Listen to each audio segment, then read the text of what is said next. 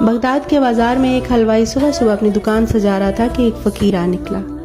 حلوائی نے کہا، بابا جی آئیں، آپ کو گرم گرم دودھ پلاتے ہیں۔ حلوائی نے فقیر کو گرم گرم دودھ دیا۔ فقیر نے دودھ پیا اور اللہ کا شکر ادا کیا، ساتھ میں حلوائی کو بھی شکریہ کہا اور آگے چل دیا۔ ہلکی ہلکی بوندا باندی ہو رہی تھی، بارش برس رہی تھی۔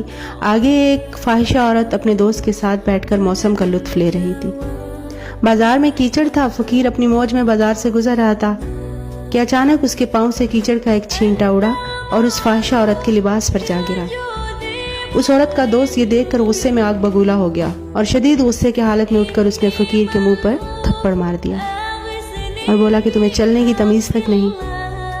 فقیر نے مسکرا کر آسمان کی طرف دیکھا اور کہا، مالک تو بھی بڑا بے نیاز ہے، کہیں سے تو مجھے دودھ پلواتا ہے اور کہیں سے تھپڑ مرواتا ہے۔ یہ کہتے ہوئے فقیر آگے نکل گیا۔ پیچھے سے عورت اپنے دوست کے ساتھ اپنے گھر کو چل پڑی۔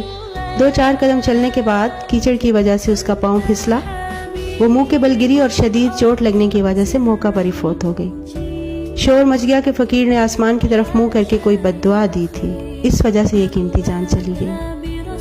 فقیر ابھی بازار کے دوسرے کونے تک بھی نہیں پہنچا تھا کہ لوگوں نے جا کر اسے پکڑ لیا اور کہا کہ تم کیسے فقیر ہو؟ تمہارے اندر ذرا بھی حوصلہ نہیں، ذرا بھی صبر نہیں کرتے، تم نے بد دعا دی ہے۔ اور وہ عورت موقع پر ہی مر گئی۔ فقیر بولا، میاں میں نے تو کوئی بد دعا نہیں دی۔ لوگوں نے کہا، نہیں، تیری ہی بد دعا سے ایک قیمتی جان چلی گئی اور وہ عورت مر گئی۔ جب لوگوں نے بہت اصرار کیا کہ تمہاری بد دعا سے ہی وہ مری ہے تو فقیر نے کہا، میں نے تو کوئی بد دعا نہیں دی میاں، اصل میں یہ یاروں کی لڑائی ہے۔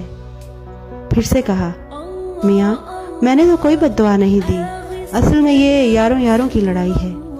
جب میرے پاؤں سے وہ کیچڑ کا چھینٹا اڑ کر اس عورت کے لباس پر پڑا تو اس کے یار کو غصہ آ گیا، اس نے مجھے مارا۔